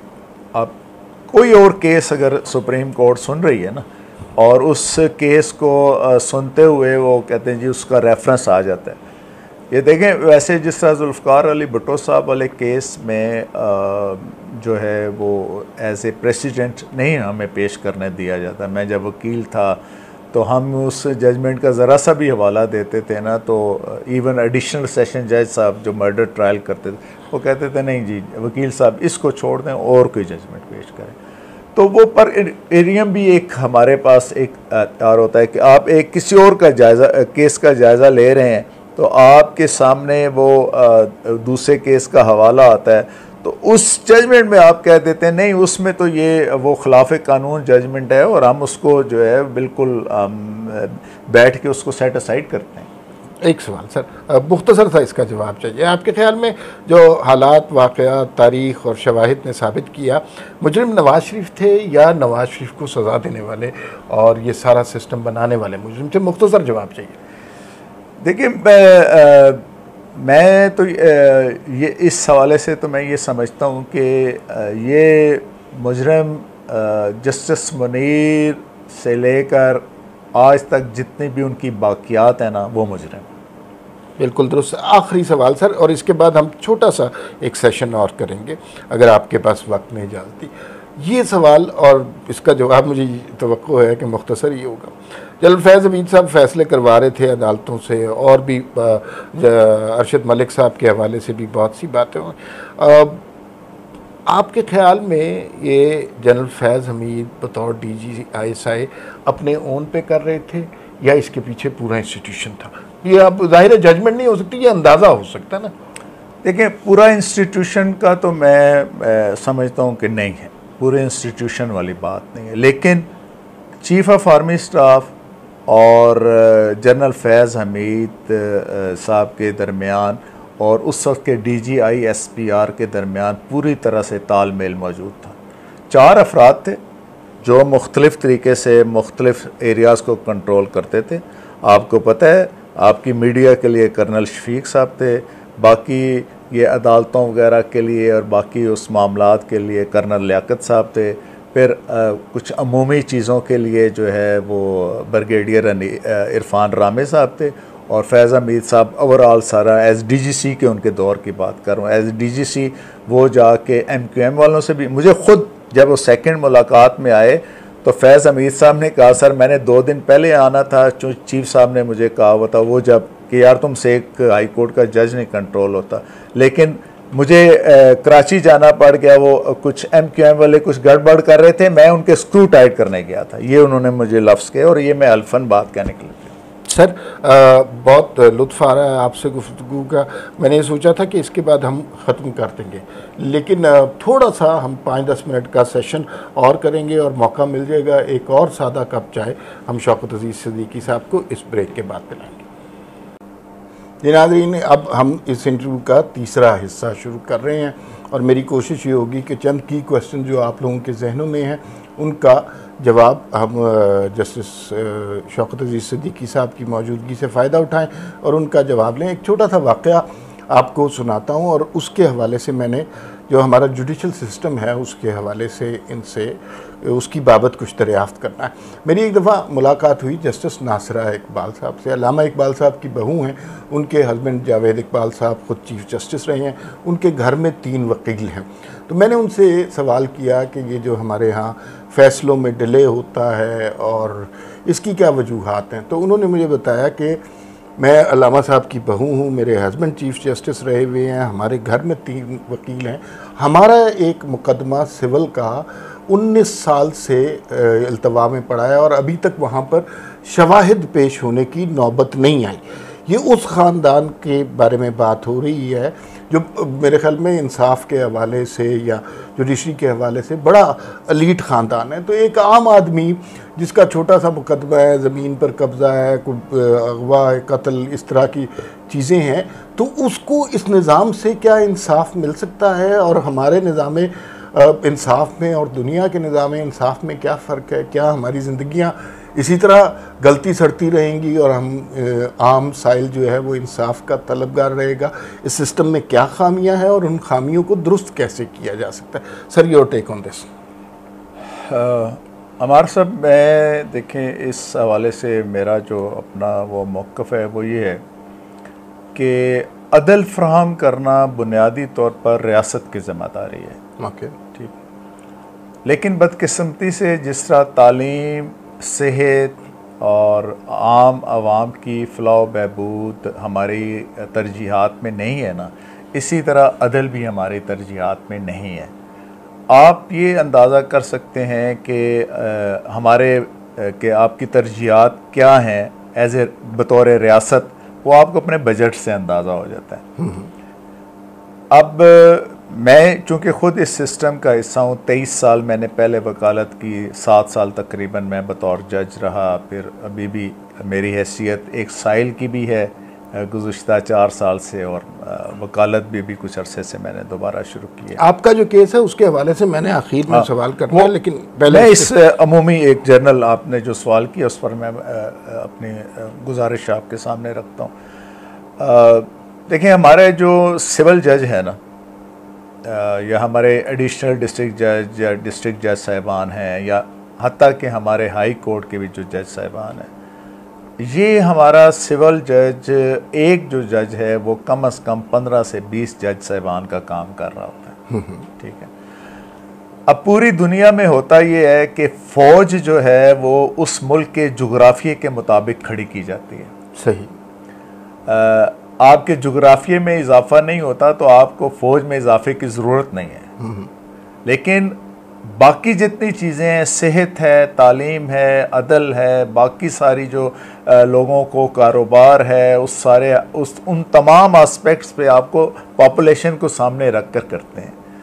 अब केसेस ज़ाहिर है अफराद के दरमियान है, आबादी बढ़ रही है, इसी तरीके से लोगों के दरमियान तनाज़ात बढ़ रहे हैं। एक ख़ानदान है, मसलन पहले एक ख़ानदान होता था, वो एक यूनिट पूरे ख़ानदान था, अब उस ख़ानदान के आगे से 20 यूनिट बन के, अब 20 यूनिट के हिसाब से उस ख़ानदान की जो विरासत है वो उनमें तकसीम होनी है, और जितना ये काम बढ़ता जाता है, फैलता जाता है, ऐसे तनाज़ात भी जो है वो बढ़ते जाते हैं।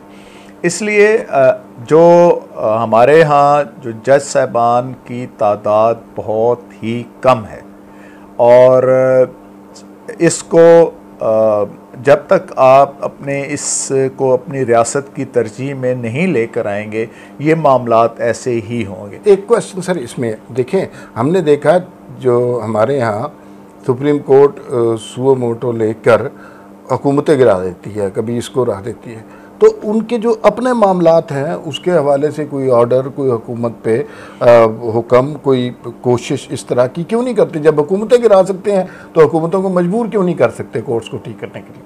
देखिए, मैं इस पे ना एक सिर्फ 3 लफ्ज़ में ये आपको बात समझ आ जाएगी कि हमारी जो सुप्रीम कोर्ट है ना, मैं सुप्रीम कोर्ट की सिर्फ बात करता हूँ इस वक्त। हमारी सुप्रीम कोर्ट या फैसले करती है रोमांस में, या फैसले करती है दबाव में, फियर में या रोमांस में। ठीक है जी। और जो आम आदमी के मामलात हैं उसमें आप उनसे बड़ी से बड़ी जनाब कानून के इंटरप्रिटेशन भी करवा लें, और वो पूरी हिस्ट्री लिखवा लें, 100 सफ़े की जजमेंट्स लिखवा लें, अल्लाह रखी बनाम अल्लाह 200 एक फ़र्ज़ करें केस है उसके ऊपर, किसी भी जज के बारे में या किसी भी अदालत के बारे में, और ये हमारे इस्लामिक जूरिस्प्रूडेंस का भी बेसिक असूल है, पूरी दुनिया में ये एक रिकग्नाइज असूल है कि आप सिर्फ ये देखें कि आपकी अदालतें किन के ख़िलाफ़ फ़ैसला देते हुए डरती हैं और किन के लिए फ़ैसला देते हुए वो शेर होती हैं। सही, ठीक है। तो जब तक सर ये आप नीचे से इस सारे सिस्टम को बढ़ाते नहीं हैं, जजेस की तादाद को नहीं बढ़ाते, उनका जो बाकी कोर्ट्स हैं वो नहीं बढ़ाते। अब देखिए, मैं आपको मिसाल देता हूँ, ये इसकी इस्लामाबाद डिस्ट्रिक्ट कोर्ट्स के हवाले से हम बड़ा क्लेम करते हैं जी कि हमने बहुत खूबसूरत शहर खड़ा किया, बहुत खूबसूरत की इस्तांबुल का ये कि सिस्टर सिटी है इस्लामाबाद और उसकी तर्ज पर बनाया गया है, लेकिन इसका बनाने वालों ने ये सोचना ही नहीं, तरजीहात की मैं आप बात कर रहा हूँ ना, कि उनकी तरजीहात में चूँकि इंसाफ नाम की कोई चीज़ नहीं थी, तो इसलिए इस्लामाबाद में कोर्ट्स की प्रोविजन ही नहीं रखी गई।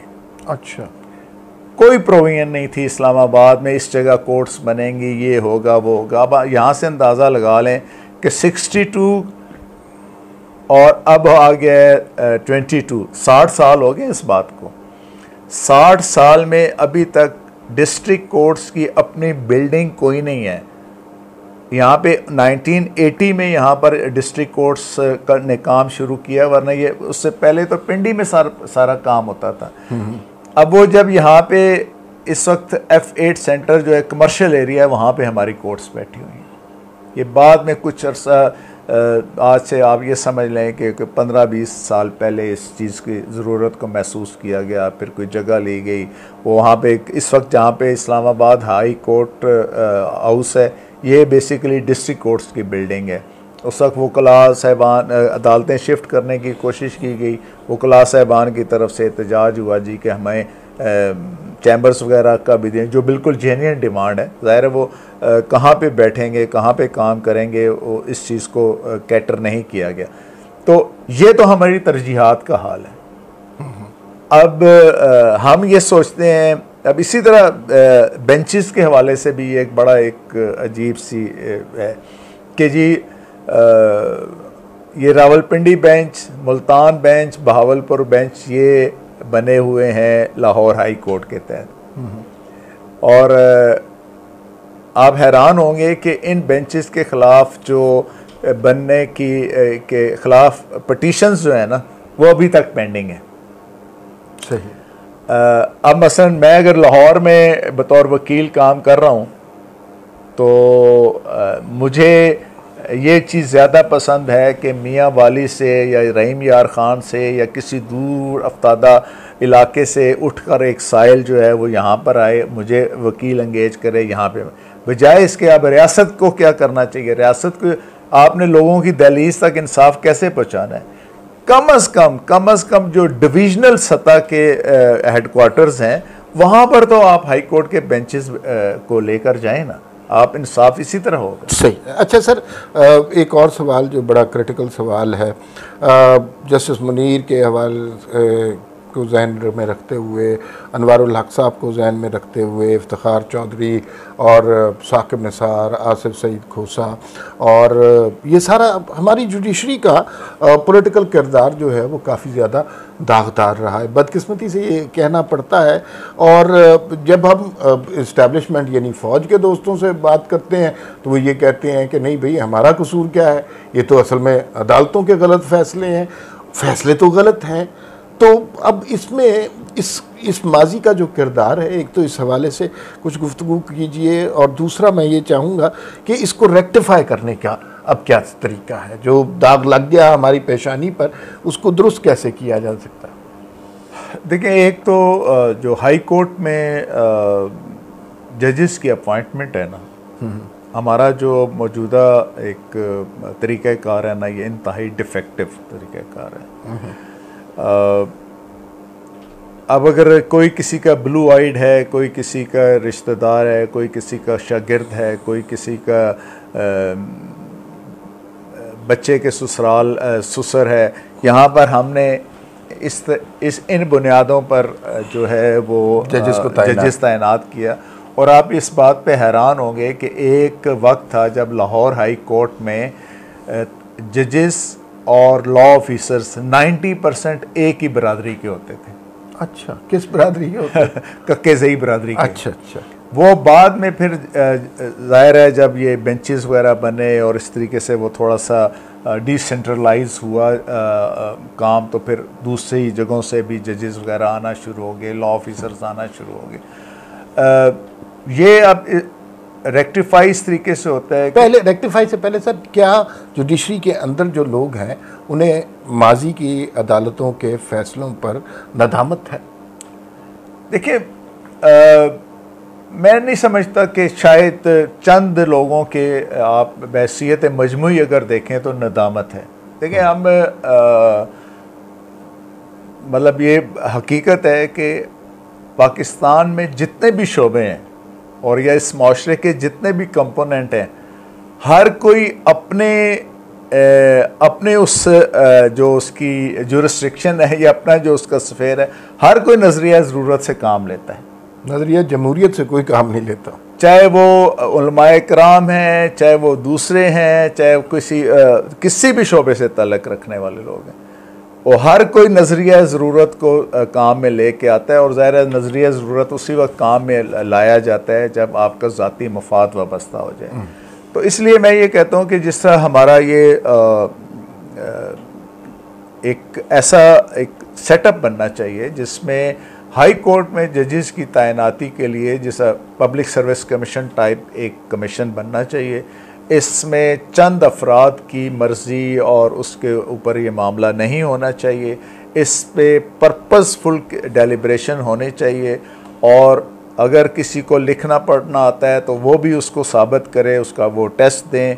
उसके बाद उसके 2-3 किस्म के इंटरव्यूज़ होने चाहिए, और उसके बाद जाके आप मेरिट बेस्ड जो है वो एलिवेशंस करें, बजाय इसके के रेफरेंस बेसिस। जजेस की तैनाती के हवाले से तो अभी सुप्रीम कोर्ट में एक बड़ा मसला फंसा हुआ है, तो वहाँ पे फैसला नहीं हो रहा। तो देखिए, मैं समझता हूँ वो थोड़ा सा नहीं बल्कि अच्छी खासी हद तक एक मिस हैंडल हुआ है वो मामला, और मैं बिल्कुल इस पे मुझे कोई खौफ नहीं है ये बात कहते हुए कि ये मसला मोहतरम चीफ जस्टिस साहब पाकिस्तान से मिस हैंडल हुआ है। देखिए, हमारी कुछ रवायात हैं। सजाद अली शाह साहब जज साहब जो अब रिटायर हो रहे थे, और वो सिर्फ एक मीटिंग के लिए या कमीशन के एक इजलास के लिए वो उनकी पहली भी मीटिंग थी और आखिरी मीटिंग भी थी। सही। तो इंतज़ार कर लेना चाहिए था कि वो बेशक रिटायर हो जाएं, और उसके बाद जब कोई ऐसे जज साहब आ जाएं जिन्होंने भी कुछ अरसा जुडिशल कमीशन में गुजारना हो, तो उनको लेके आना चाहिए था। और दूसरा, जब पहले एक उस मीटिंग में करने से पहले जजेस के दरमियान एक आपस में एक मीटिंग होती है जिसमें किसी हद तक वो अंडरस्टैंडिंग भी बना लेते हैं, उसका भी फुकदान नज़र आया। और फिर मैं समझता हूँ कि उन 4 जज साहिबान के साथ बहरहाल मैं I feel sorry for them, क्योंकि chief justice Peshawar high court का तो इशू अलहदा है, वो तो हो ही जाएंगे, वो तो शायद पिछली भी मीटिंग में हो जाते तो कोई हर्ज नहीं था। देखिए, उनको हमेशा के लिए डिस्कार्ड कर देना मुनासिब नहीं है। सही। उनको आप ज़रूर कंसिडर करें जब उनकी सीनियरिटी आ जाए। मसलन उनमें से कोई बंदा चीफ जस्टिस मुतलका हाई कोर्ट का बन जाता है, सिंध का या लाहौर का, और वो एक स्टेज ऐसी आती है कि अब उसको एलिवेशन करनी है, इसी ठीक कर जी, एलिवेशन करनी है, तो उस बंदे को लेके आए ना। ठीक है। तो उसको अब नफ्सियाती तौर पर आप उस बंदे को जो है इतना वो कर देंगे कि उसकी परफॉर्मेंस मुतासर हो जाएगी, उसका जो है कंडक्ट मुतासर हो जाएगा, उसका गुस्सा भी आएगा, उसको इंसिडेंट्स भी होंगे। ये सही नहीं है। होना यही चाहिए कि उन्हें कहें कि उनकी टर्म जब आएगी, जब वो सीनियर मोस्ट हो जाएंगे, तो उनको ज़रूर कंसिडर किया जाएगा, और उनमें उस वक्त उनको कंसिडर करके उस वक्त ऊपर लाने में कोई हर्ज भी नहीं है। ठीक है सर, 2 सवाल अब आखिर में रह गए। अभी एक पंजाब के हवाले से जजमेंट आई और परवेज़ इलाही साहब वज़ीर आला बन गए, और वो एक लफ्ज़ सुना, पता नहीं अब तौहीन अदालत ही ना हो जाए, लेकिन हमने सुना कि वो 3 जजेस हैं जो पहले कुछ और फैसला करते हैं, फिर बड़ा मुतालबा किया जाता है कि फुल कोर्ट हो, लेकिन फिर वो अपने फैसले के ही मुतज़ाद एक फ़ैसला दे देते हैं। तो उसको कैसे आप देखते हैं? ये कंपोजिशन ऑफ बेंचेस वाला ना जी, ये इशू तो बहरहाल नया नहीं है, लेकिन है गलत सर जो कुछ हुआ। मैं वो अर्ज़ करता हूँ, ये हमेशा से ये एक होता है कि जो भी चीफ जस्टिस साहब होते हैं वो अपनी कंफर्ट भी देखते हैं कि कौन से जज साहिबान हैं जिनके साथ वो कंफर्टेबल हैं काम करने में। लेकिन मेरे आसिफ सईद खोसा साहब से बेशुमार इख्तलाफात हैं, उन्होंने मेरे साथ बड़ी ज़्यादती भी की है, वो उस चीज़ों को सब कुछ छोड़ के, लेकिन एक चीज़ उन्होंने बहरहाल एक ही चीज़ उन्होंने अपने दौर में सही की है, और वो ये था कि जो भी कॉन्स्टिट्यूशनल मैटर्स होते थे और डेलिकेट इश्यूज़ होते थे, वो सीनियर 3-5 जो जज साहिबान सुप्रीम कोर्ट के होते थे ना, वो सुना करते थे। उस रवायत को बरकरार रखना चाहिए, बल्कि उसमें मज़ीद बेहतरी लेके आनी। ये जो पंजाब के हवाले से फैसला हुआ, आप समझते हैं दुरुस्त फैसला हुआ? ये कंट्राडिक्टरी फैसला है, इसका कोई मैंने तो इसके ऊपर बड़े बरमला ये कहा हुआ है कि ये कंट्राडिक्टरी फैसला है। असल ख़राबी जो है ना, ये जो 10 मेंबरान वाले फैसले वाली असल ख़राबी नहीं है। असल ख़राबी वो है जहाँ पर वो 25 जो मेंबरान है सूबाई असम्बली के, उनके आपने वोट निकलवा दिए, एक्सक्लूड करवा दिए, वो बियॉन्ड द कॉन्स्टिट्यूशन है। ये जब अजीब तमाशा है कि वही लोग एक फ़ैसला करते हैं और वही लोग दूसरा फ़ैसला कर लेते हैं, और जो सियासतदान है और हम जैसे लोग बेबसी से तमाशा देख रहे होते हैं। सारा सिस्टम ही बेबस हुआ होता है। दो सवाल मेरे पास रह गए हैं, जिसमें से एक सवाल आपके केस के हवाले से है, and the second last question is कि एक, मैं चूँकि कानून का तालिब इल्म नहीं हूँ, मेरे कानूनी इल्म भी ज़्यादा नहीं है, मैं बार बार इस बात का एतराफ़ कर रहा हूँ, और मुझे बहुत अच्छा मौका मिला है कि आप जैसी शख्सियत से कुछ सीख सकूँ। काजी फ़ाइज़ ईसा साहब बड़े रिस्पेक्टेबल आदमी हैं, बड़े रिस्पेक्टेबल मोअज़्ज़ज़ जज हैं, और उनके ख़ानदान का तहरीक पाकिस्तान में बड़ा कंट्रीब्यूशन है। वो अपने फ़ैसलों से भी पहचाने जाते हैं। एक गुमान है जो हमारे जैसे लोगों को है कि काजी फ़ाइज़ ईसा साहब जब चीफ़ जस्टिस बन जाएंगे, और उनकी राह में काफ़ी रुकावटें भी हायल की गई, वो बड़ी सबके सामने ही तफसील है, तो क्या एक शख्स जो ऑनेस्ट आदमी है, जो जिसका किरदार साकिब निसार जैसा नहीं है, वो जब सुप्रीम कोर्ट के चीफ़ जस्टिस की नशिस्त पर बैठ जाएगा, तो क्या ये सारा निज़ाम ठीक हो जाएगा? काजी फ़ाइज़ ईसा साहब की सलाहियतों से तो इनकार मुमकिन ही नहीं है। इसी तरह उनकी शख्सियत एक बड़ी मशहूर कुन शख्सियत है, बड़े वो अपराइट जज हैं।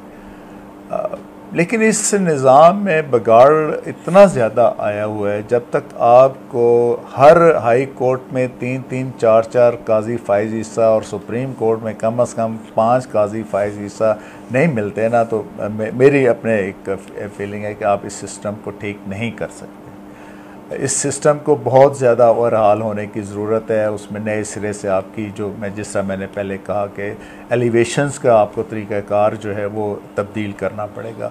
ब्लू वाइट फेवरेट्स, अपने क्लैन के लोगों को लाना या उनको out of turn supreme court में ले आना, ये सोचना अच्छा ये अगर हम इसको पहले ले आएंगे और अमार को रोके रखेंगे तो ये चीफ़ जस्टिस बन जाएगा पाकिस्तान का, भले 20 दिन के लिए बने। This is not fair. और काजी साहब की अल्लाह करे उनको बहुत अच्छी टीम मिल जाए, उनको अच्छी असिस्टेंस मिले, उनके पास वक्त भी साल सवा साल ही होगा। इस अरसे में बहुत सी चीज़ों को की बुनियाद ज़रूर पड़ सकती है, लेकिन उसके नताइज जो है वो फौरी तौर पर नहीं मिलेंगे। उसके लिए ज़ाहिर है और काजी फ़ाइज़ ईसा ढूंढने पड़ेंगे। बहुत शुक्रिया। आखिरी सवाल, आप और हम जानते हैं, आपकी फैमिली को भी जानते हैं, बड़ी ऑनेस्टी से आपने ज़िंदगी गुजारी, बड़े दबंग अंदाज में डट कर सच बोला और अपने फ़ैसलों से भी उस सच का इजहार किया। आप एक ज़माने में बड़ी आम सी बात थी और सामने की बात थी कि आप chief justice Islamabad high court के होंगे, और ये बड़ा कहा जा रहा था कि आप सुप्रीम कोर्ट के भी जज होंगे और शायद किसी स्टेज पर चीफ जस्टिस साहब भी हो जाए। लेकिन एक फ़ैसले ने, एक तकरीर ने आपकी वजह से आपके ऊपर अताब आया। वो अताब ऐसा आया कि आपकी नौकरी भी ख़त्म हुई और केसेस भी आपके ऊपर हो गए, और मैं ज़ाती तौर पे जानता हूँ कि बड़ी सख्त मुश्किलात में गुज़िश्ता कुछ अरसा आपने गुजारा। अब आप दोबारा वकील की हैसियत से कोर्ट में पेश होते हैं, तो मैं ये जानना चाहता हूँ कि वो जो आपका केस था, मतलब एक तो ये है ना कि हम सारे इंसाफ के सिस्टम पे बात करें और सुप्रीम कोर्ट के फैसलों में बात करें, एक आदमी जो खुद भी जस्टिस रहा हुआ है और जो खुद वकील भी है, जिसका बेदाग के माजी है, वो भी साइल की हैसियत से अदालतों के सामने खड़ा है, तो उस साइल को क्या इंसाफ मिला?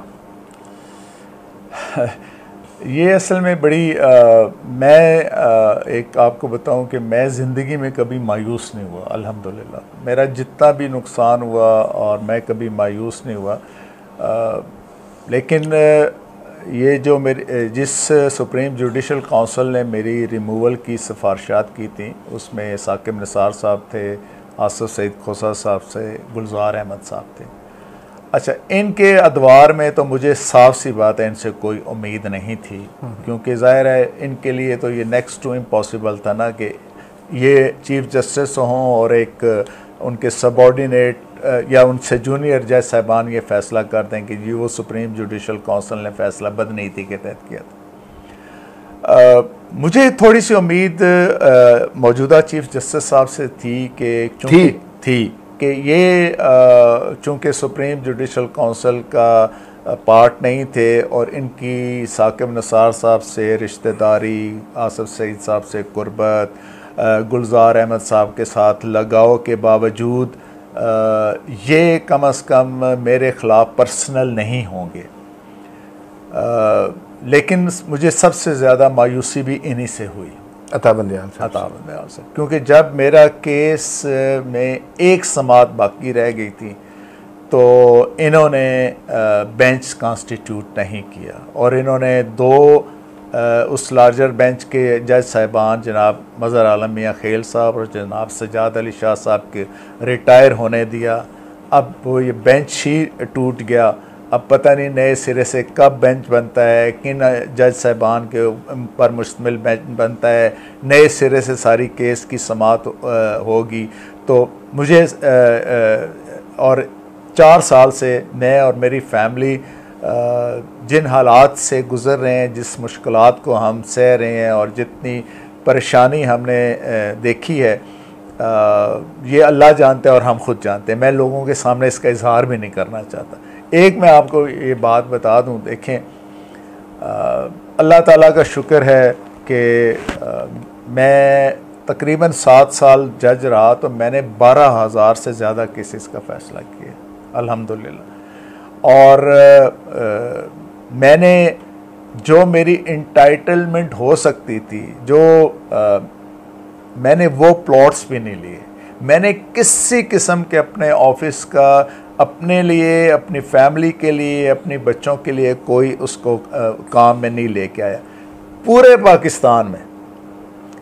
पाकिस्तान में किसी अर्बन एरिया में मेरा कोई प्लॉट, मेरी कोई प्रॉपर्टी नहीं है। मेरा सिर्फ एक जो आबाई गांव है वो मेरा गांव है, वहाँ पे हमारा एक घर है जिसमें मैं रहता हूँ और मैं अल्हम्दुलिल्लाह किराए के घर पे रहता हूँ। लेकिन मुझे इस पर कोई नदामत नहीं है। मैंने जो हल्फ उठाया था मैंने उसके मुताबिक काम किया। मेरा ज़मीर मुतमईन है, अवाम इस चीज़ के लोग गवाह हैं, साइलिन इस चीज़ के हवाले से हैं। लेकिन बहरहाल मैं ये समझता हूँ कि एक तरफ से आप ये कहते हैं कि आपके भाई के मैं आपका भाई हूँ बतौर जज और आपके भाई का केस है। भाइयों के साथ तो ऐसे नहीं करते ना फिर। अच्छा सर, आखिर में मेरी फरमाइशें ख़त्म ही नहीं हो रही। आपके नईम सिद्दीकी साहब हमारी तारीख़ में बहुत मुफ़क्किर शख्स हैं। आपके रिश्ते से वो दादा लगते थे और उनके कुछ अशार आपने सुनाए हमें, और वो मैं ऑफ द कैमरा था। मैं चाहता हूँ कि इस इंटरव्यू को हम उनके ऊपर कंक्लूड करें।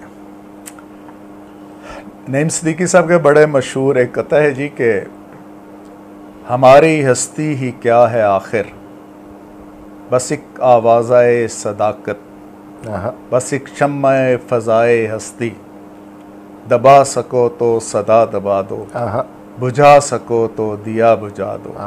सदा दबेगी तो हश्र होगा, दिया बुझेगा तो सुबह होगी। ये तजर्बा जिसने भी किया है आखिर, उसको क्या मिला है। वाह वाह वाह वाह।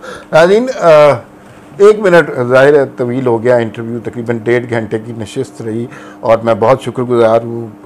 बड़ी मेहरबानी की आपने, शौकत अज़ीज़ सिद्दीकी साहब ने हमें वक्त दिया। आज का इंटरव्यू जो है ना, ये अगर आप तफसील से सुने और बार बार सुने तो आपको पता चलेगा कि ये हमारे निज़ाम इंसाफ की भी कहानी है। ये जो हमारे निज़ाम इंसाफ के अंदर जो सियासी फ़ैसले और सियासी वाक़यात और सियासी कलंक हमारे निज़ाम इंसाफ के माथे पे लगा दिया गया है, ये उसकी भी दास्तान है। और ये एक ऐसे शख्स की भी कहानी है कि जिसने सच पे समझौता नहीं किया और सच बोला और उसके नताइज भी भुगते। एक शेर पे बात ख़त्म करते हैं और ये सारी इस शेर से आपको सारी ये दास्तान समझ आ जानी चाहिए कि मामलात इस मुमलिकत खुदादाद में किस तरह चल रहे हैं।